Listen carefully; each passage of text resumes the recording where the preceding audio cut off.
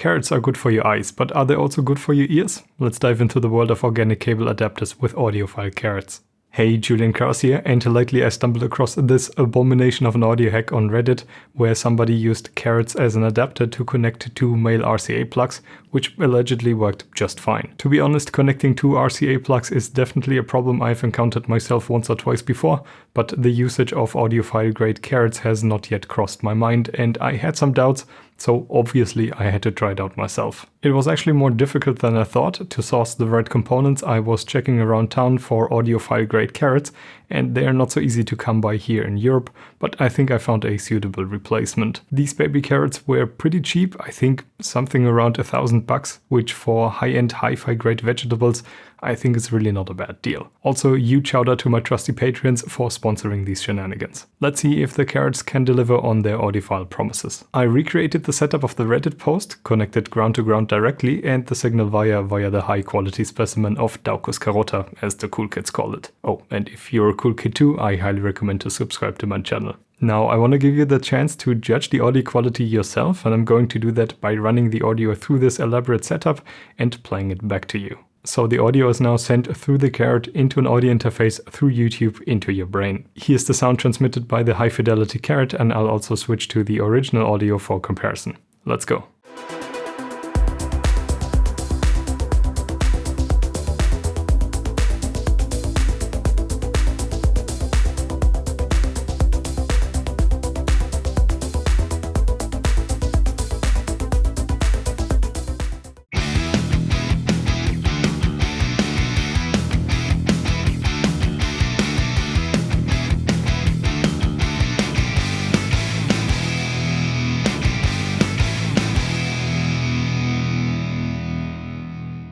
Could you hear a difference? I absolutely could. Now, I have to confess, I did level match the recordings to make it a fair comparison, but besides that, the audio was completely untouched. Still, you could hear that the organic audio had a slight increase in treble compared to the straight-through connection. Besides that, I didn't notice any bigger differences. Now, you might still say, Julian, that's nice, but how good is the audio quality of the audiophile carrot really? Can you quantify that? Okay, nobody asks that, and don't give me that look, you know what channel you're watching. Let's have a look at some measurements. Now, I already mentioned that there is some signal drop due to the increased resistance in the signal path.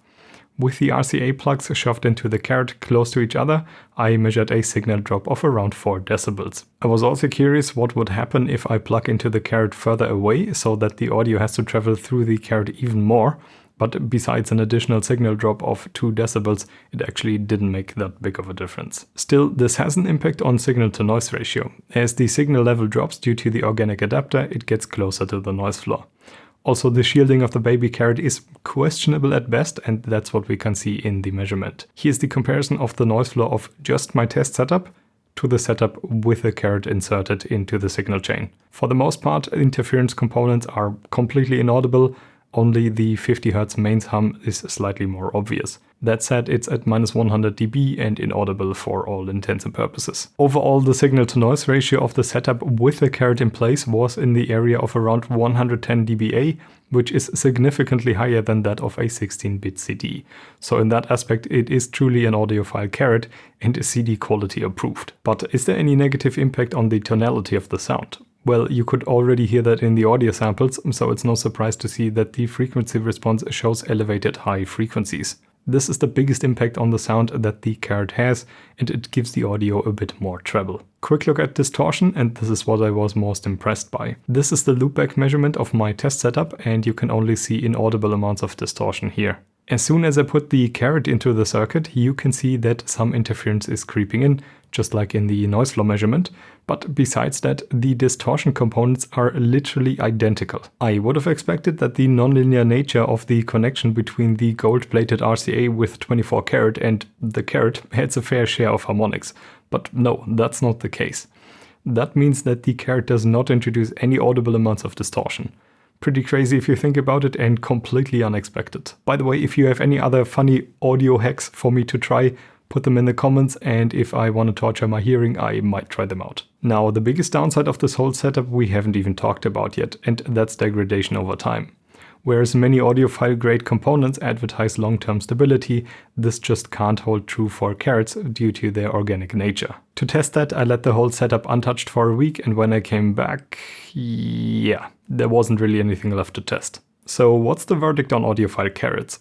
I gotta say, they certainly work in a pinch as a line level adapter. They don't work in all situations as they don't take care of a proper ground connection, and they most definitely have an issue with biodegradation. But besides that, I have to say I was pleasantly surprised by the audio quality with this cursed adapter, and it's crazy that a Carrot can transmit audio so well. Now only one question remains in the world of organic audio adapters. Would a pickle perform any better? Please don't make me do it.